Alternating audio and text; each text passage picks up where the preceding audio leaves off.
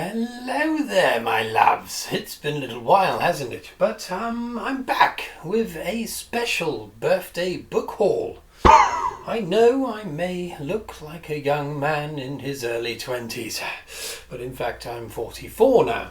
And I had a veritable bonanza of new books. Some old, some new, and some quite interesting little oddments. We'll get to that in a moment.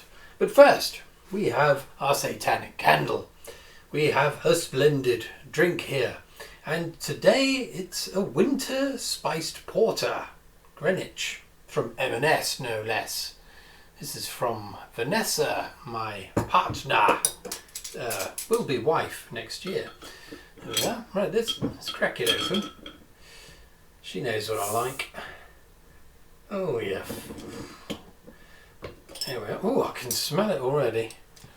I can smell cloves. Yes. Cloves. Cloves.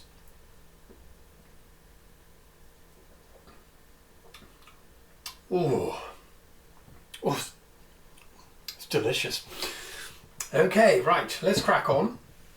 The bells should be ringing soon, but who knows, they don't always play, but hopefully that'll be a welcome addition. Anyway, let's get straight on with it. So, what should we do first?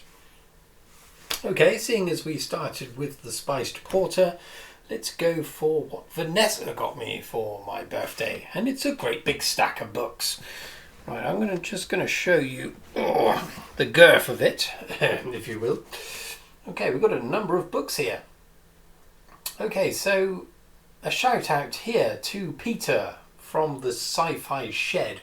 So he recently had one of these books, one of these Robert Asprin books on his channel, and it reminded me that I was going to look into these books myself. I saw it on a page that I follow on Facebook recommending fantasy.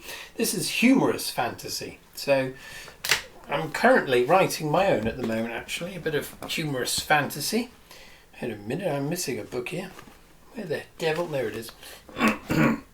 So yeah, I thought it'd be interesting to check these out. So here's the first one. Let's crack it out. Myth-Conceptions. So all of these titles are puns on the word myth. And I know absolutely nothing about this series other than what I gleaned from Peter's excellent review. But it seems to be right up my street. Now, this is an example of one of the earlier cover designs. And we've got a very traditional kind of fantasy setting here with our requisite characters here. We have our warrior, we have a young lady here who may also be a warrior. I don't know about this one. And we've got a kind of reptilian fellow there and a lovely little dragon. And look at this wonderful background. Okay, so this is the second book in the Myth series.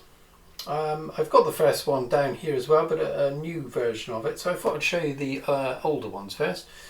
It's in good condition, I would say, wouldn't you? Okay. Lovely. I won't read the blurbs. I'll only read the blurb of the first one. I think that will set the scene. And a nice little close-up here of the cover design. Let's dip inside. Right, all of these were purchased through eBay. She got them from there.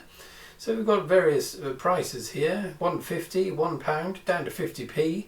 I think we paid considerably more than that, but there we are. We have some kind of mottling here in the spine. Looks slightly dirty, but we don't mind that. Right, so when was this published? Looks like it was first published in 1980, but this is 1986, this copy. So quite splendidly old. Okay. It's all tickety-boo inside, I think you'll agree. Yes. Yes, we've got some mail order stuff at the back. It's all in dollars. I wonder if this is an American publication. So look, yeah. Donning Company. Not quite sure. New York, yes. Printed in the United States. So this is an American edition. Maybe these covers were the American versions. I don't know. Perhaps you know more than I. That's a very good chance that's the case. Anyway, whilst you peruse the cover, let's get our nose in here. I've been very well lately and I lost my sense of smell, which is absolutely terrible. It was terrifying, but it's back now, so let's get in. Oh, there's the bells. The bells are giving me energy. Okay, so obviously wood, but we have an underlying note of walnut shell. Lovely. Okay, there's the first one, Myth-Conceptions. Has anyone read any of these books? Of the new Peter. Have you read any more? I think you've only read the first one. Maybe you've read more now. Being rather presumptuous, assuming you're actually watching this. I don't think you will be, but you never know. Okay, let's do another one of the older ones. Here we go. Look at this. Mything persons. So you have to do with the mything persons. And Robert Asprin again. Okay, lovely. Look at that wonderful cover. I'm sorry, I'm trying to get that bastard light source away from it. But again, we've got a nice dragon here. We've got this reptilian fellow again. I don't know who that is, but hopefully a recurring character. And nice Tudor buildings in the background. Quite nice condition. Bit of folding there, bit of foxing. Spine has been blasted by the sun, so it's completely illegible there, other than the author's name. Okay, there we are. Just bloody price thing on the back, barcode. Right, Bloody Mary, anyone? Okay. Lovely. So again, this is an 80s edition, 1986. I wonder if it was previously published by someone else. I thought it might be earlier than 8. I think it is 80s, isn't it? I thought maybe late 70s, I don't know. Got some pages folded over there, not to mark the place, but just through a random act of violence. Other than that, all tickety-boo. We haven't got any back matter here on this one. But yeah, nice. There's a slight yellow tinge to this. I don't know whether these... It might have been sprayed, perhaps. So it's all the way around. Well, on the top it's okay. It's actually verging on green here. It probably doesn't pick it up very well on my camera. Hopefully not urine-based pigment. Anyway, cast your eye over this cover and we'll dip in once more. Ooh. Yes, yes. Yes, we've come across this before. Creosote or telegraph pole. There's slightly creosote-y aroma to that one. No piss there. Thank God. Okay, next. So these first three are the oldest ones, I think. So this is the last of the older ones, I'm assuming, and the best covers, I would say, personally speaking. We'll look at the newer covers in a bit, but I prefer these. This is slightly more... I mean, this fellow here comes straight from a gumshoe detective novel, I would say. It's not really fitting in a fantasy setting, but it's a very nice arrangement of characters, nice colours, very pleasing. Nice sense of atmosphere and action. And again, we have the dragon there. Okay, lovely. Nice condition. Oh, the side is quite nice on this one. The spine, lovely. Nice condition, yes. Ace Fantasy. So we've got a different publisher going on here. Let's have a dip inside. Look at this.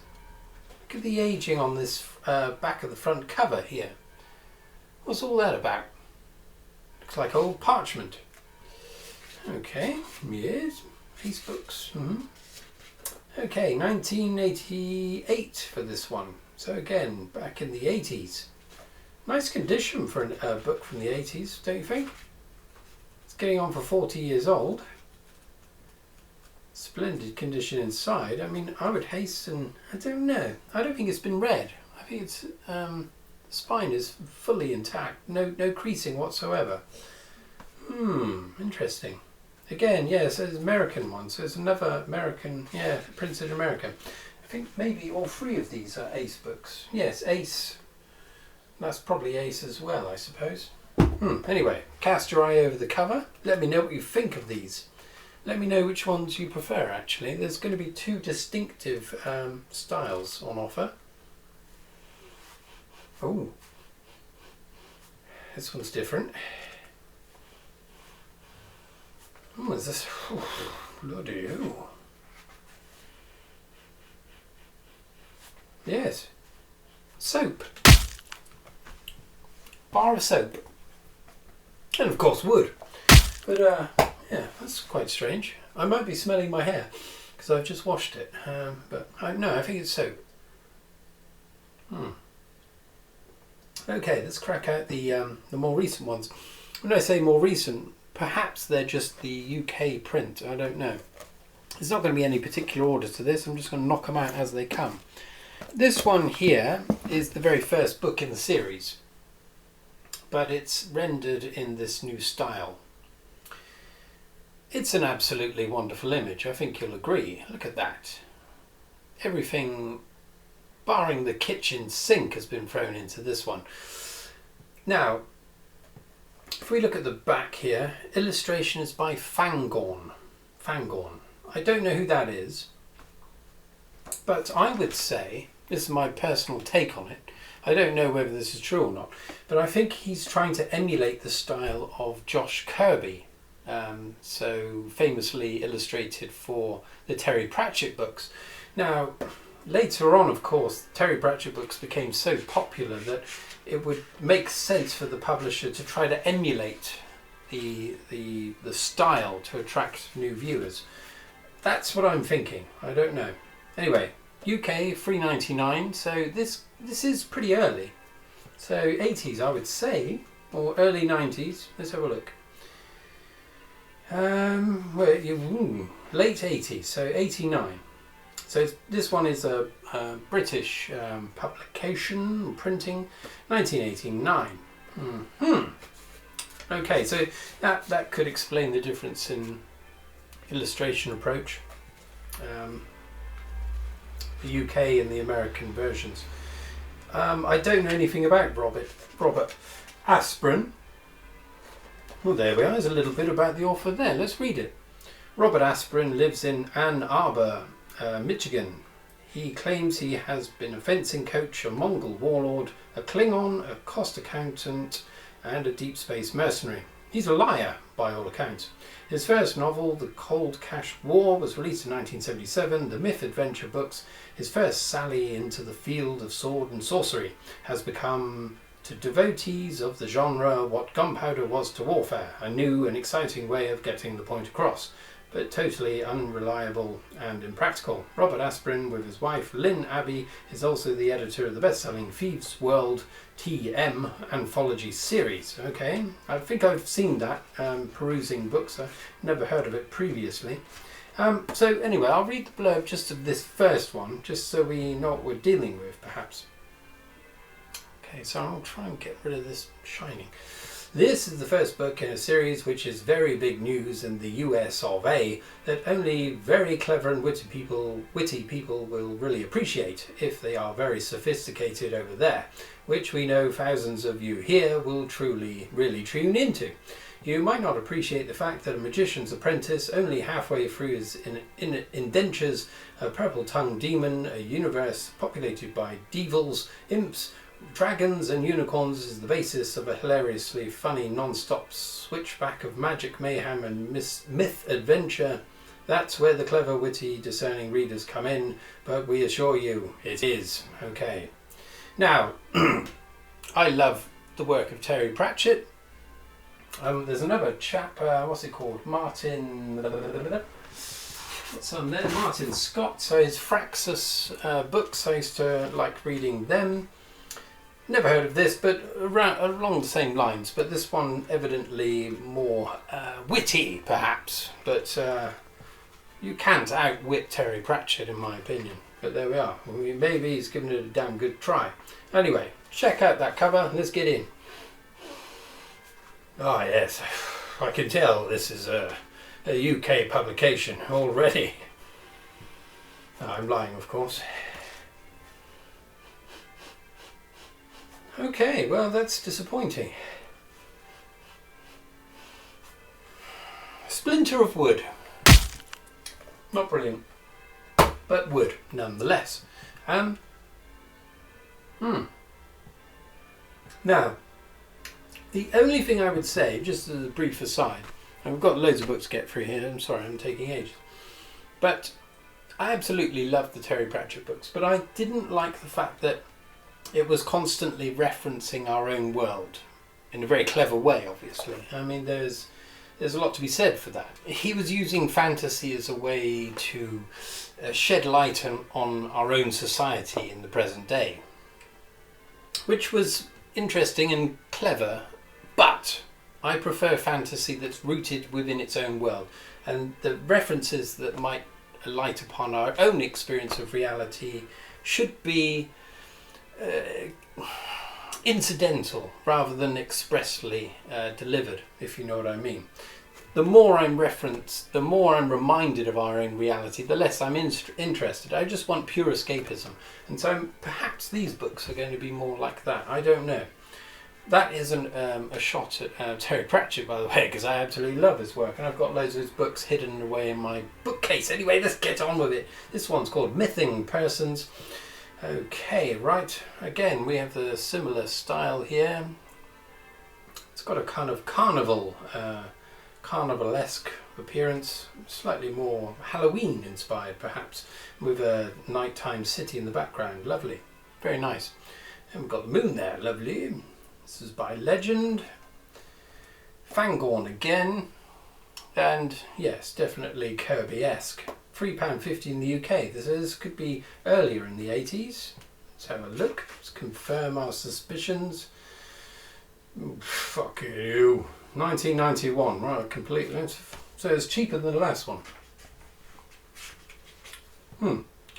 Okay. Let's have a look inside. Yeah, it's all lovely, all tickety-boo. Okay, cast your eyes over this one. Ooh, hello. There's a bit of spice there.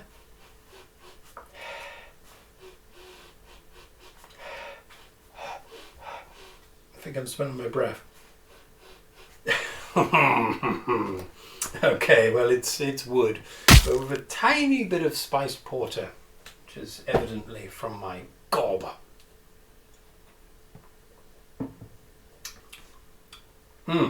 It's absolutely delicious. It's like a liquid Christmas pudding. Okay, here we go, another one. I mean, that definitely looks like a Terry Pratchett cover, don't you think? The colours, the riotous colours, various characters all pricking around. Yes, yes. Well, there we are. I like it, but to be honest, I never really liked the Kirby covers of Terry Pratchett. To be honest, it's just, I don't know. It's just my own thoughts on the matter. I don't know why I don't really like it, but there we are.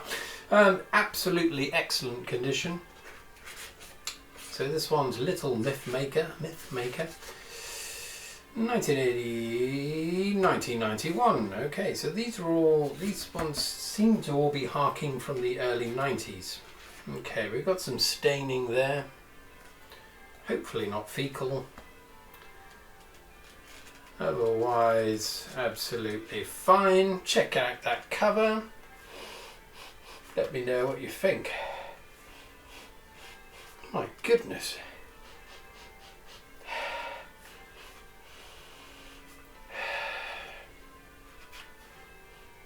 Absolutely nothing. This one's got nothing. Not even wood.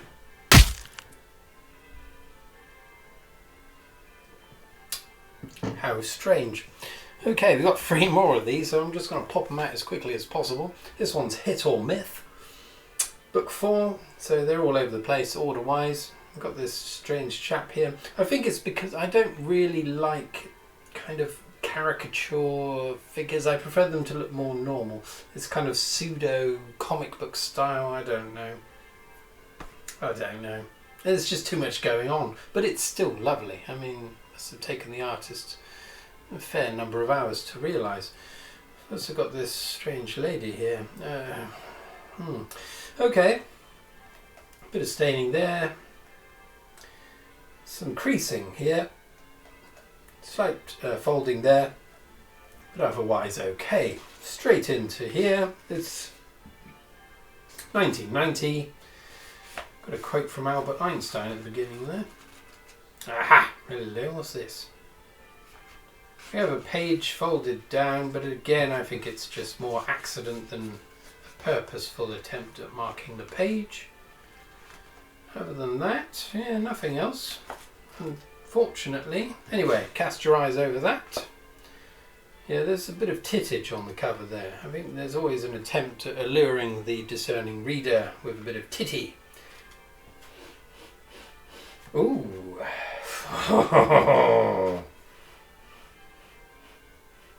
Tell you what, this has got a smell of the sea about it. And I'm thinking a calcium-rich shell from the sea. There you go. The first thing I thought was a shell. There you go. Okay, crack on. Let's have a bit more of this. Okay, we've got a rather large lady on this one. One would hesitate to say grotesque, but I don't think you're allowed to say those kind of things anymore. But yeah, nevertheless, a very large lady on the front and a similar number of cavorting characters. So this lizard type fellow from the earlier books, who was far more humanoid in shape and style, has here been rendered as this kind of goblin creature. I much prefer these covers, personally, the American ones. Let me know which ones you prefer. So this is the third book. It's in splendid condition. I don't think it's been read. Look at this, look at the spine.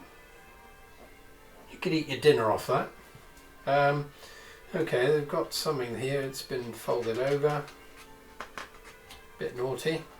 Again, Fangorn is at the helm of the artistic direction of the covers, 1990. And all tickety-boo. Okay. Yeah, okay. Have a look at that one. I'll tell you what.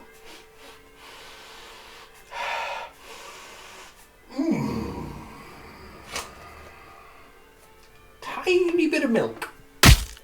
I think I'm being influenced by the cover there. Those rather large breasts. Who knows? Okay, the last one. This one is called Myth-Nombers and Im-Pervections. Okay. I personally find the use of puns slightly disturbing. I get a bit... Puns can fuck off. That's what I think. But I'm not going to hold it against the fact that they're running with this pun thing. That's fine, that's fine. Come on. Being a bit harsh there. Okay, there's various things going on here. We've got a bloody trash can here, to use the American vernacular. I don't like seeing that in the fantasy setting. It just... Look at this. There's bloody sparks coming out of the back of various goblin type things. We've got a genie here. I mean, I can't say too much about these covers because I don't know anything about the characters anyway. But again, Fangorn is here. Let's dip inside. 1991. So yeah, so these covers all hark from the early 90s, which would make sense in a way. This theory about the Pratchett Kirby ones, emulation. I don't know. If you know, if you actually know why, let me know, because I'm just going to go around in circles in my own fantasy world. Okay, check out the cover.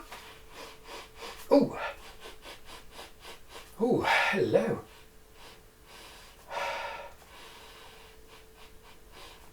There's something on. There's something going on with this one. Perfume.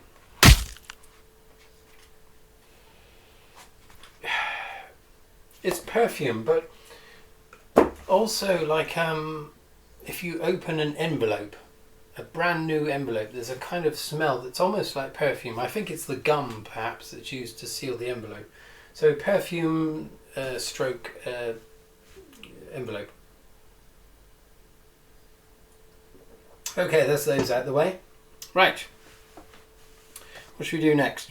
Alright, I'll do a couple here from my old friend Dan Dunstan and his wife Sarah. Right, so the first, they give me a couple here. Look at this one. This one is called Cows by Matthew Stokoe. There's a private message there from my friend, so I won't be showing you that. Let's hide it away. Don't worry, it's not sexual. Right, so the first thing I'll say from this cover is that I recognise it straight away. It's a KDP version thing. So Amazon's print on demand situation. Yeah, printed in Great Britain. I'm pretty sure that's the case because it's very similar to the ones that I print of my own books. Saying that though, the covers on the KDP ones tend to curl up. This one's not curling, but I'm sure this is a print on demand one. But there we are. Okay, so let's read the blurb on this one. But there isn't a blurb, it's just endorsements.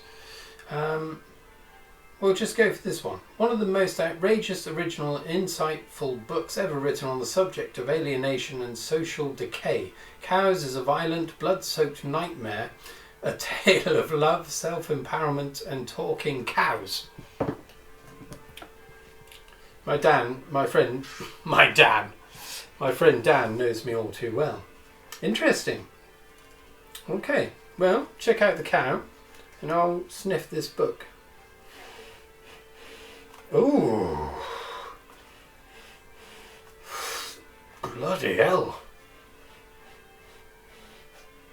Fish bones. Yeah, that's not pleasant. Apologies, Dan, it doesn't smell very nice, but I'm sure it's a lovely book. Crikey. Apologies. Sorry. Speaking of cows, I've had a couple of encounters with cows in the past. I was wondering if that was why Dan selected that book. I was doing some filming once on Salisbury Hill, just outside of Bath, and I had to be up there for 24 hours because I was doing a time lapse of the sun, the motion of the sun and the moon and whatnot, through 24 hours using an equatorial mount.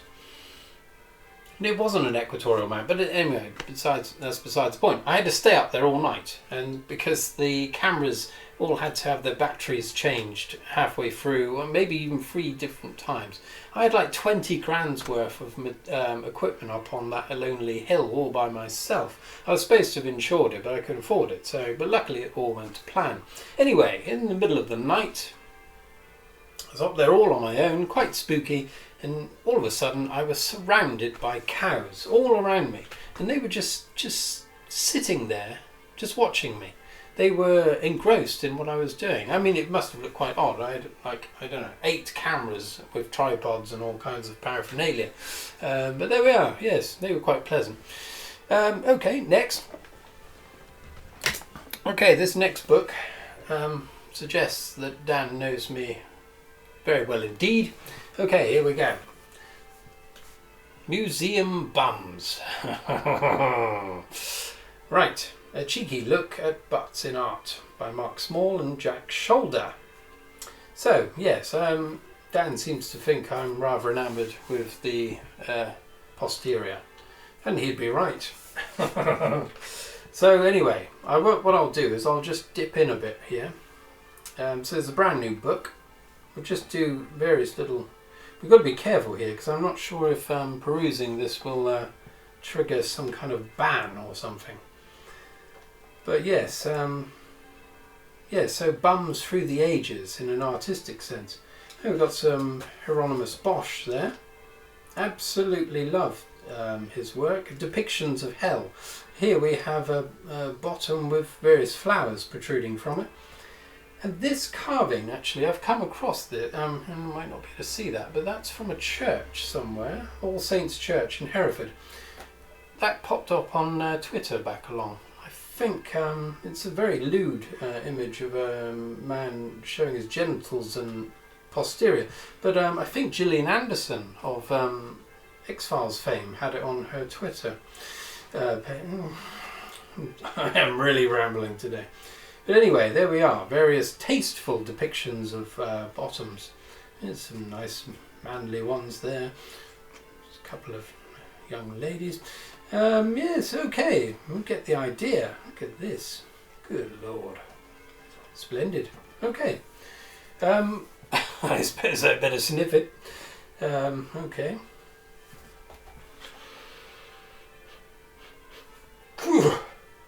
Good God. This is potent. That smells like ass. It's slightly swampy, but it's absolutely chock full of ink. So it's, well, ink really, I suppose, but I would say of swampy variety. Apologies, this is taking a bit longer than normal. Anyway, we've got some science fiction coming up next.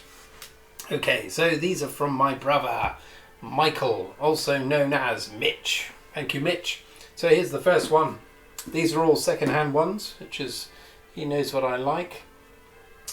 So this is The Crystal Egg and Other Stories by H.G. Wells. Now, I've never read any of his short fiction, so this was quite a delightful surprise.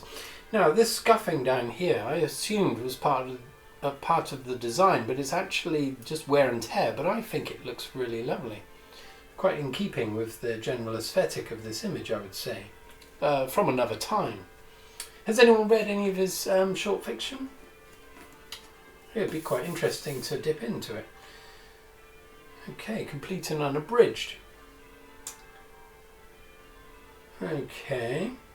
Here Wells predicts the use of the tank, the aeroplane, the parachute and the bathysphere. He depicts the arrival of monsters from the deep and envisages the destruction of life on our planet. Nevertheless, in social comedy, Wells anticipates E.M. Forster. We also see why Wells proves to be a provocation and inspiration not only to numerous science fiction writers, but also to such eminent authors as Vladimir Nabokov, Jorge Louis Borges, and William Golding. Entertaining, disturbing, astonishing, and thought-provoking, these tales constitute a Wellsian cornucopia. Enjoy! Right, let's go for the obligatory publication date, 2017, so very recent indeed. We got any dedications or anything? Any pencil daubings? No. Any hidden messages? No. In fact, I don't think it's been read. Maybe it has. Anyway, have a look at that little image there with the crystal egg, and I'll dip inside. Oh, this is an easy one. Okay, so this is a scent you normally get with newer books, so this is only, 5 years old? So it's fish and chip paper. The kind of paper they used to wrap fish and chips in before it became a health and safety nightmare. I remember the times when they actually used real newspaper. You could read the newspaper as you were chomping down, or noshing it off, shall we say. Okay, the next one. Stephen Oram, Eating Robots. Now this is quite a large format book here. If we hold the other one up there, this one, standard trade paperback, this one's quite large. Unorthodox, one might say. Okay, so Eating Robots and Other Stories. So it's the collection of short stories, I think. Okay. Originally from W.H. Smith for £8.99. Okay, let's quickly rattle through the blurb. Step into a high-tech vision of the future with author of Quantum Confessions and Fluence, Stephen Oram. Featuring health monitoring mirrors, tele-empathic romances and limb-repossessing bailiffs, Eating Robots explores the collision of utopian dreams and twisted realities in a world where humanity and technology are becoming ever more intertwined. Sometimes funny, often unsettling, and always with a word of warning. These 30 sci-fi shorts will stay with you long after you've turned the final page. There's 30 stories in here. Interesting. They're very short then. Yeah, they are. Look at that. Half a page, that one. Okay. Never heard of this chap. In memory of my brother Robert. It's nice. Okay, again, this is from 2017, although here we are, reprinted in 2019. Hello? It's a signed copy to Karima. And there's the author's signature. Well, I'll be darned. We found something, chaps. Yes. So whoever had the signed copy obviously didn't want to hold on to it. Or maybe they did, and well, who knows, who knows. Perhaps these stories were slightly too short for their liking. But anyway, let's get inside. Anyone read any of these? Have you read anything by Stephen Oram? Let me know.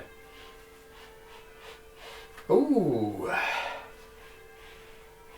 This one. Well, I'll be darned. This one has an interesting aroma, and we've never encountered this one before. Pine needle. It's got a very nice pine fresh smell about it. Perhaps it's spent a little bit of time down the toilet or something. I don't know. Okay, right. Okay, there's another one coming up. We've got one more after this. So this one here is called The Malaise by David Turton. And we have a wonderful skull on the front. I think my brother Mitch knows I do like a skull here and there. And protruding from the skull is this cityscape, futuristic cityscape. Welcome to the new way. A new voice for horror fans everywhere. Oh, it's horror. Okay, horror. Lovely, lovely. Okay. Horror science fiction, I would say. 2038. Rick Razor's mark is seen all over the world with his innovative Razor technology owned by the majority of the population. Professor Mike Pilkington sees a disturbing video on his Razor vision glasses and the world turns violently upside down as almost every human being is wiped out through murder and suicide. Mike helps rebuild society, but his hunger for answers drives him on a collision course with the chilling force behind the apocalypse.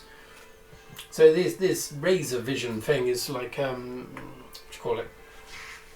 Augmented reality or virtual reality goggles of some kind. Again, the format of this book is even bigger than the last one. Look at this.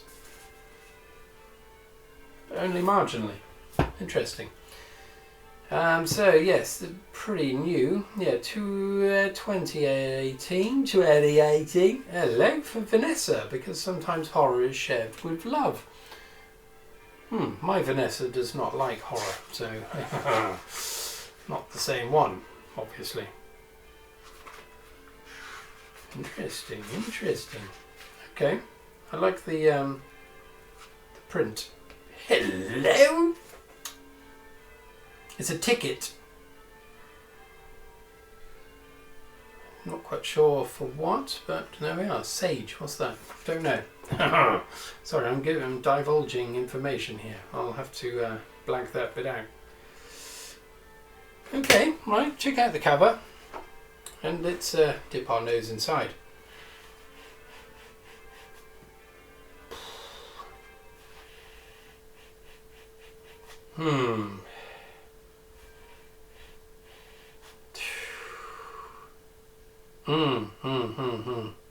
I know. You know, you get those bugs, little green bugs, and if you worry them, they squirt out an unpleasant smell. Stinky bug. Smells like that. Not very nice. Okay. It's going down very nicely. Okay, the last one that my brother's given me. Now, this one here, Masquerade by Kit Williams. So, yeah, he said he was disappointed because he wanted to get me the full size one. So originally this was a child's book, children's puzzle book. Quite a large book, hardback. But this one I think has been released subsequently, so it's released after the golden hair was discovered, because apparently if you were to solve the riddle it would lead to a buried golden hair. 2 years after this the puzzle was released, someone found it. So this is about telling you how the riddle was solved, or how it could be solved. There's actually a documentary about this on my channel. I'll link it down below, where we can watch it together. Kind of. I did it last year.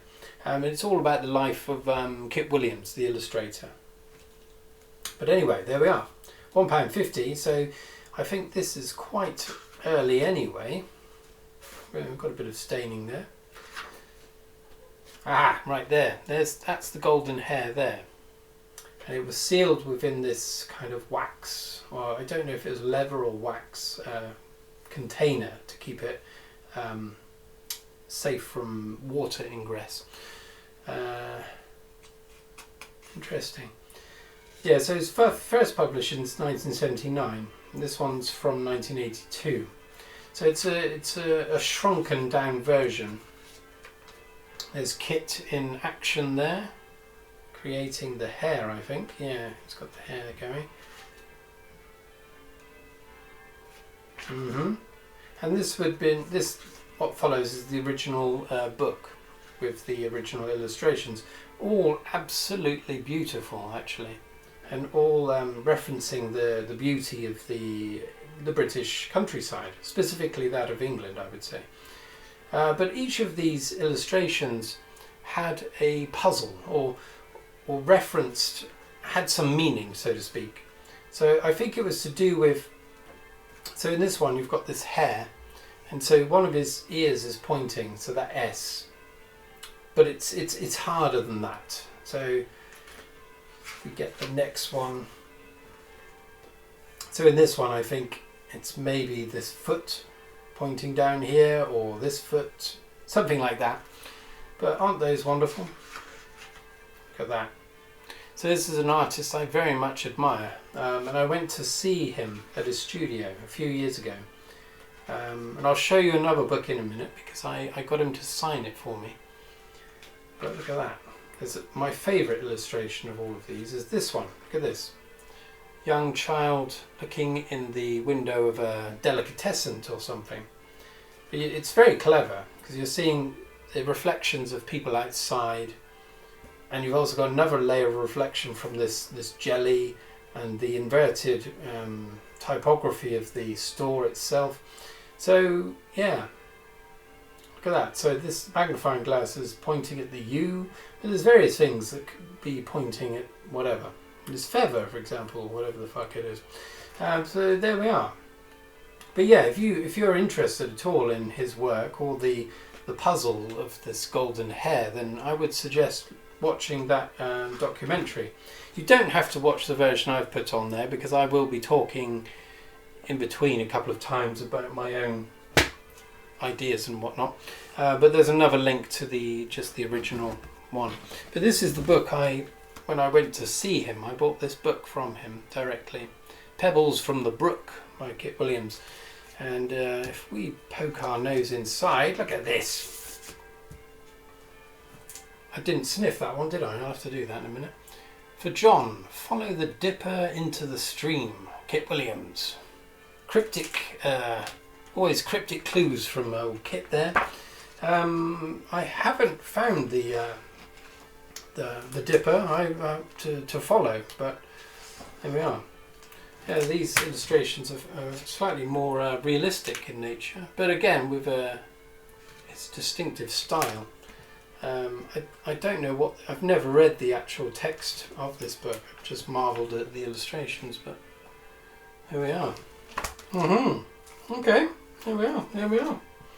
Anyway, as a final flourish, let's just sniff Masquerade.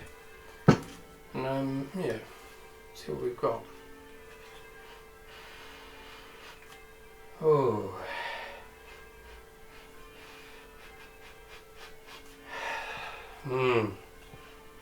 Yes, definitely. I mean, it's probably just the associations with childhood, but a wooden block set that I had as a child, I used to bite the shit out of. Smelt of that. Okay, so I'll just show you briefly. This was in that book as well. So we've got, this was the invitation to go to his exhibition, go to his studio. So there's one of his new paintings there, and this is jewellery that his wife produces. There we are, there we are. Okay, we'll leave it there, chaps. Whew, that was quite a long one, and it's absolutely baking in here. I don't know why it gets so hot. But anyway, thank you for watching if you have. Apologies, it's taken me a while to do one of these, and now that it's here, I've rambled like hell. But yeah, there will be another one hopefully soon. Anyway, until that time, I shall bid you good evening. And the bells are finished as well. They're on cue. I told them to just play until now. I can fucking stop. Yeah. Anyway, cheerio and cheerio.